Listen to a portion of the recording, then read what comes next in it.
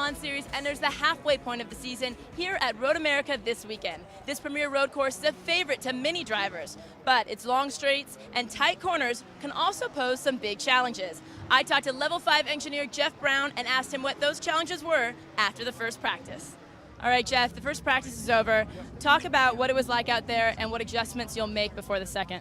Well, it was hectic. We only have 2 hours of practice here because of the combined Grand Am ALMS weekend, so things have to happen fast. So we ran 3 drivers through one car, 2 through the other car, so that went good.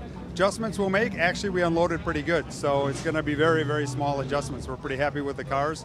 That's a testament to all the work that the drivers and the race engineers did the week before on the simulator and everything, so we hit the ground running pretty well. Obviously the track is going to change so much from first practice to second, and even more so on race day. How do you expect to see the track come race day and come to second practice? Well, that's another problem because the Grand Am cars run Continental tires. Here you have Michelins and various other Continentals and things like that. So we're trying to figure out, we've never been in this situation where we've had such a varied tire rubber being used on the racetrack. So we're watching the whole track conditions. It's a tricky weekend because of that.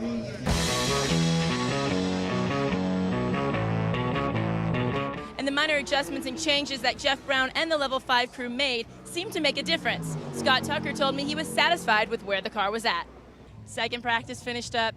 What's the track like? How was the car? Actually the track's pretty good. We've had a really good day. The weather's been great.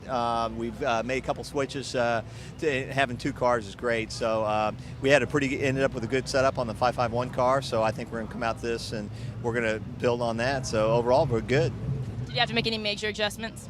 No, not really. I let Simon and Frank Eady do most of that stuff, and Ricardo and I, we kind of did the initial laps and kind of gave them some feedback, and they went in and kind of detailed some stuff, and then the engineers went to work. How much is the track going to change from today to come race time? I think it's going to, unless it rains, it's going to be really good because there's a lot of rubber down and a lot of racing going on. So I think it's going to be pretty good. How was the car for you? I was working with all tires. We are trying to figure out the mileage on how long the tires will go.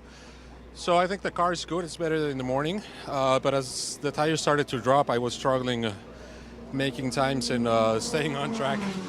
We still need to measure what the tire wear is and where we stand balance-wise between new tires and old tires. I think that's what we need to work, but I think the car is good. Yeah, we got a little bit of work to do still, but the Level 5 guys are well on top of it, and I'm sure when it gets to qualifying tomorrow morning, we'll cook the recipe of all the good stuff we found today and make it better. But yeah, I don't know if it's all the Grand Am Continental rubber, but it's just not a lot of grip out there for us. So it's a bit of a handful. But yeah, it's same for everyone, I think. So we're just going to keep working hard.